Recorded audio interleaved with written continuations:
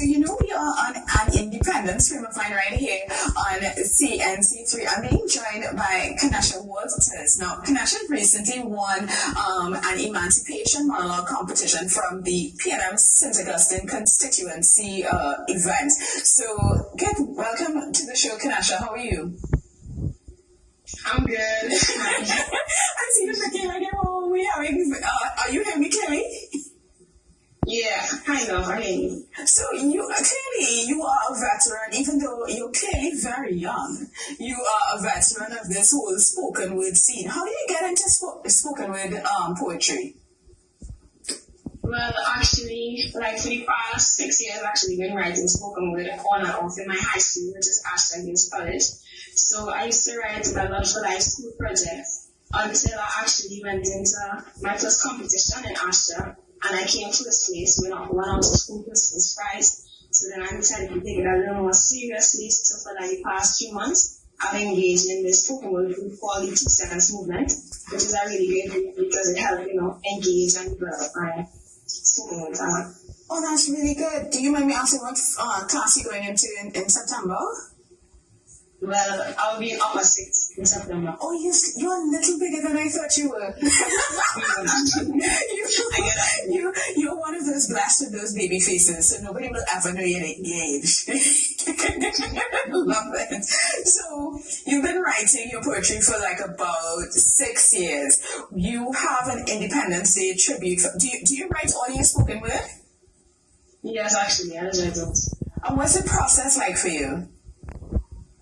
Well, first I would like do some research and then I'll brainstorm. And sometimes it's really hard to start, but once I start, like in my first 2 lines, it is just start to flow. So it is just end up finishing really quickly. So it's not really hard, but it's really hard to start. And what's the same with spoken word? Because these are poems that are meant to be performed. So it's not just you're reading, most poetry, or originally a lot of poetry is, they're meant to flow lyrically, but we kind of expect that you're reading it. How does writing poems that are meant to be said different?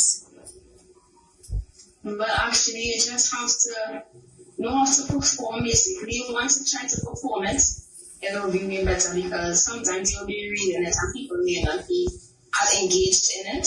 So you have to read it, commit it to memory, and just try to some perform it to just be a little interesting. So, Kernesha, since you are a winner and a pro at this, can you share with us your Independence Day spoken word poetry tributes? Okay, no problem. Thank you. Oh why, the dark I am, the worst I'm treated, the more melanin in my skin, the more I feel defeated. They whipped me day by day as I stood in the hot sun and slaved away. They whipped me day by day, and each time I tried to express myself, I couldn't even have a say. Day by day, I began to fade away with the weight of disgrace and hopelessness on my face. I know they could whip me, but they couldn't beat my fate. So I prayed and I prayed, and was blessed with Independence Day, which allowed its stern island of Trinidad and Tobago to break free from the shackles of slavery. We are also the first country to declare emancipation, the first ever country to make a steel pan creation. I could go on and on, but there's a time limitation. We are also known for our calypso and zest, our sun, thunder, and sea, and our scenery, oh yes. And don't mention our food, ooh, it tastes the best. Our bacon, stark, roti, pale, and double, they know that feeling when you ask extra pepper, you know what? Or then even bound for the lecture. Just know, when Trinidad and Tobago come around, we stand together and we stand strong. We no longer let our complexion bring us down. We embrace our melanin. We wear it as a crown. Oh, I love it. And of course, that crown will fit quite nicely on that lovely head you have there. I love it. I definitely want to hear more from you, Kernesha.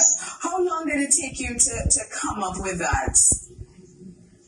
Well, actually, about a day, like a year. I had a while to write it, and I was keep putting it off because, as I said, it's really hard to start. And then I just started and finished it out in the afternoon. Read it for my parents. They said it was good, and my brothers. And That's Oh, why. nice. I love that there's a whole family support, so you have people that you could you like this, you think this line working. So when you're coming up with the presentation, because I can see there, like we said before, this is a type of poetry that needs to be performed, and you are designed for performance. It's just, Thank you.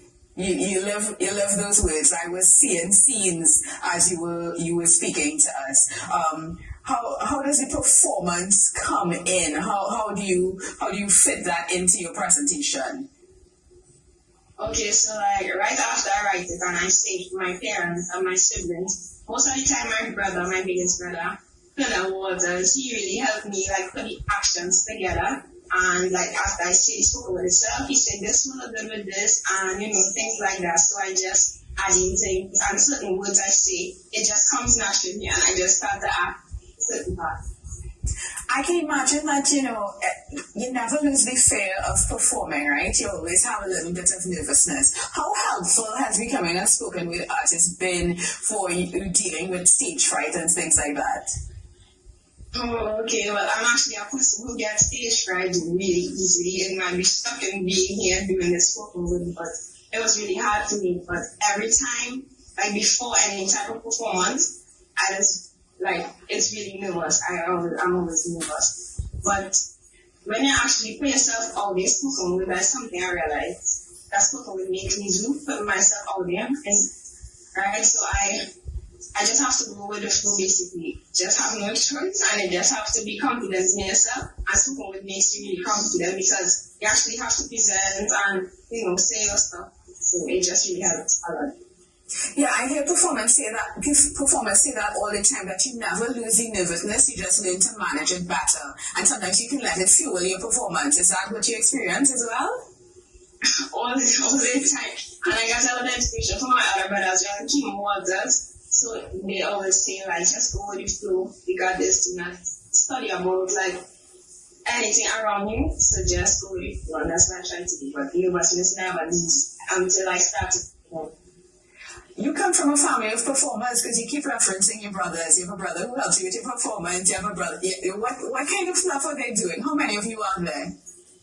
Well, it's actually my two big brothers, Kernesha and Kernesha Walters. They're not really performers, but they help me when I perform because without them, I don't know how I'll be writing spoken words here today. But yeah, they help a lot. I think that's lovely, and I love that you have all this family support, and I loved the performance. Kernesha Walters, thank you so much for joining us today. Thank you. No problem. All right, take care. Have a fantastic day. We are going to come back with another spoken word performance after this very short break, so don't go anywhere. We'll be back in a short.